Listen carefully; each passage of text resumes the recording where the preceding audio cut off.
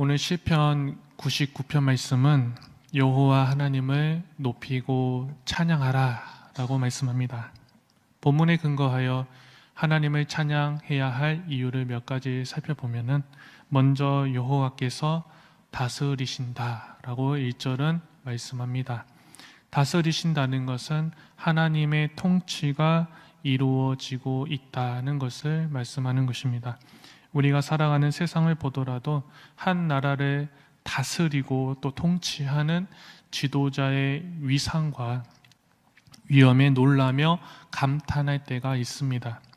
특히 역사상 위대한 정복 전쟁을 하고 또 다스린 그런 유명한 장군들, 리더들, 여러 지역을 또 정복하여서 큰 제국을 이루었던 그들의 명성, 업적, 리더십 과 같은 그런 부분들을 보면은 특히 당시 사람들은 떨게 만들고 그들을 감탄하게 만들기에 충분했지요.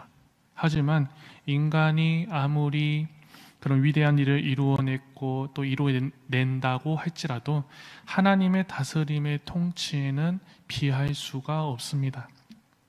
하나님의 통치, 다스림은 어떤 한 지역에 국한되어 있는 것이 아니라 모든 지역, 모든 나라뿐만이 아니라 온 우주 만물을 다스리시는 만유의 주 하나님이시기 때문입니다. 일개 나라를 다스리는 한 나라의 왕을 보며 사람들이 두려워 떨며 찬양하는데 이 세상 모든 것을 창조하시고 다스리시고 역사하시는 하나님을 경외하며 찬양하는 것은, 그렇게 나아가야 하는 건 무엇보다도 인간이 마땅히 행해야 할 절대적인 의무인 것이죠. 저번에 필리핀 선교를 갔을 때 비행기 창가 쪽에 앉아서 하늘을 봤습니다. 그 높이와 크기를 감히 가늠할 수가 없었습니다. 구름 위에 구름이 있었고 또 그 위에 구름이 있었습니다. 하늘 위에 하늘이 떠 있는 그 모습을 보면서 내가 지금 보고 있는 것은 지극히 일부일 뿐인데 그럼에도 하나님의 위대하심이 저절로 느껴졌습니다.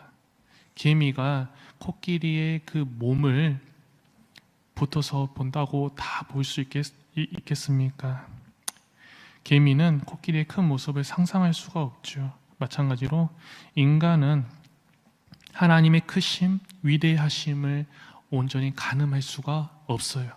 본절 2절에서 말씀하듯 여호와 하나님은 그 어떤 것보다 위대하시고 모든 민족보다 높으신 유일하신 하나님이신 것입니다.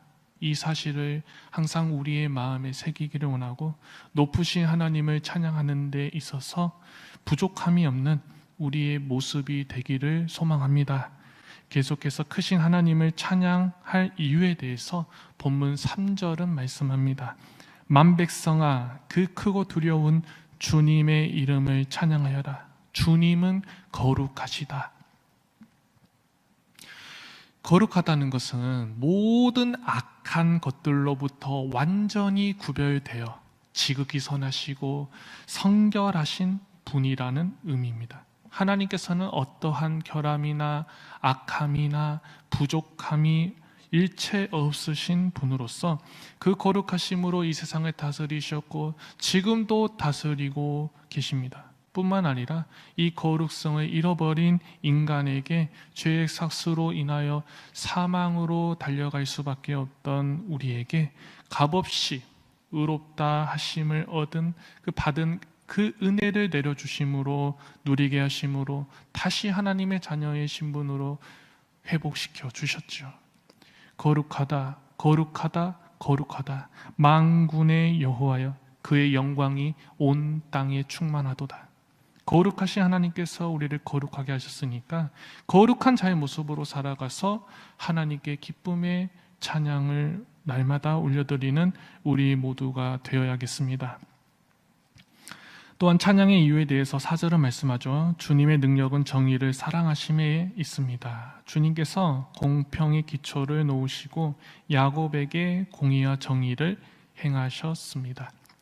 여기서 정의는 미시파트, 법정에서요 옳고 그름을 가늠하고 또 판단하는 그 기준을 말합니다. 옳고 그름이 좌우로 치우치지 아니하고 뇌물을 받지도 아니하고 감정에 치우치지도 아니하는 것, 그런 판결을 의미합니다. 우리가 살고 있는 이 세상에서도 공의와 정의를 행하는 사람들이 참 많습니다.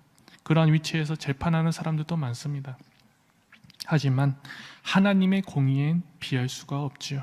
1차적으로 인간 자체가요, 공의를 논할 위치가 아니기 때문에 그렇고요.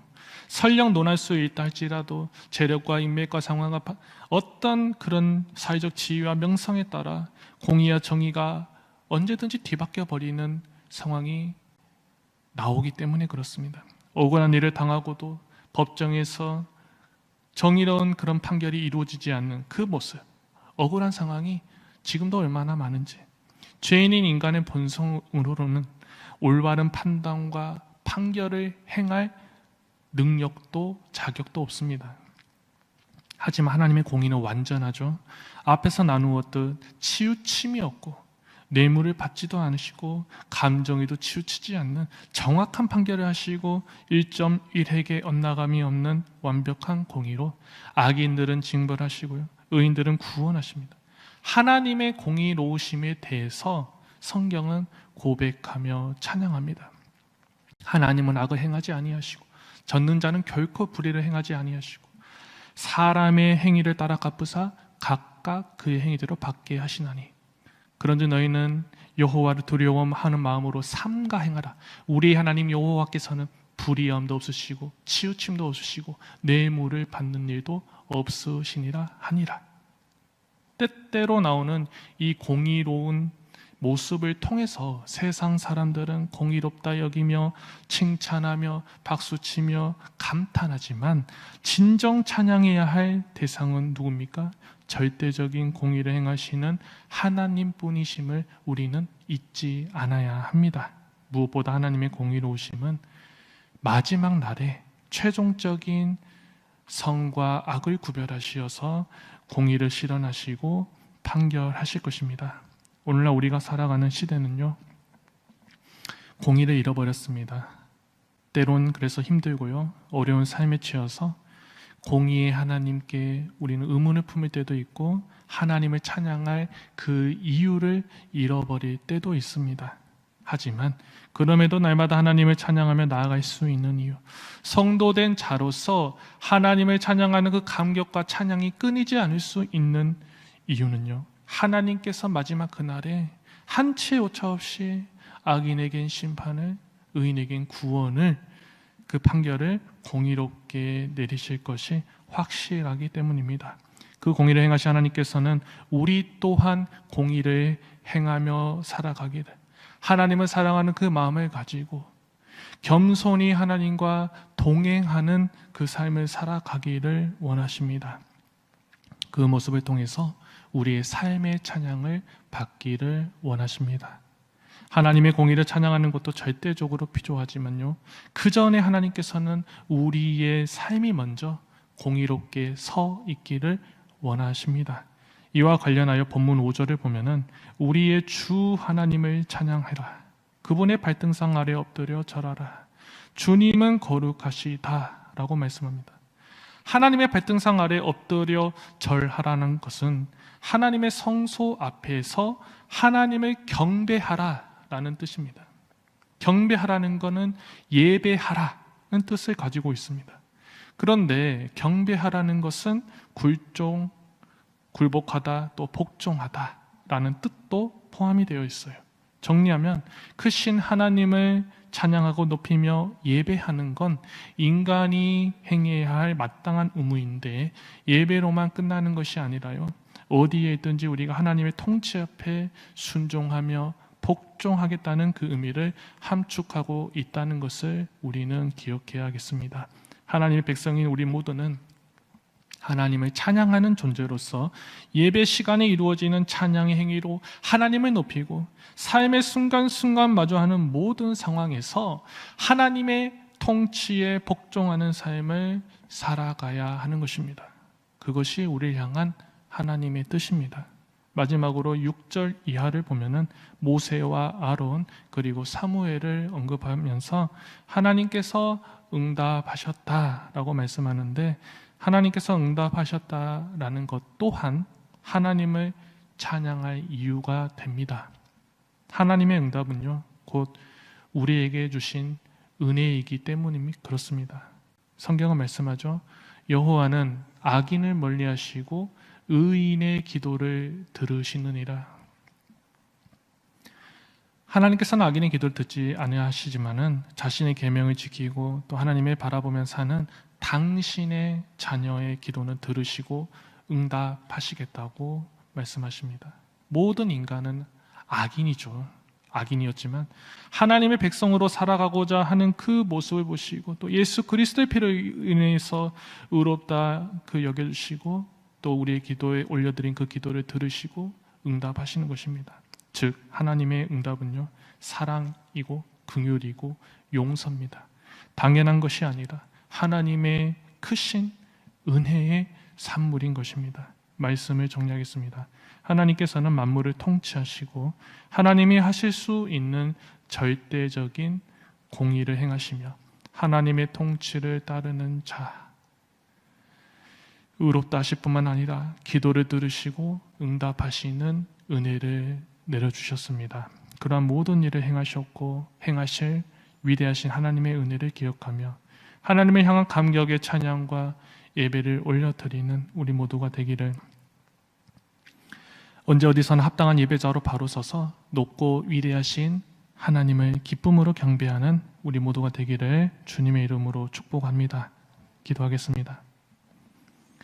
찬송받기에 합당하신 거룩하신 아버지 하나님, 하나님만이 행하실 수 있는 완전한 공의로 만물을 다스리시고 부족한 우리에게 값없는 은혜를 베풀어 주신 하나님께 찬양과 영광을 올려드립니다.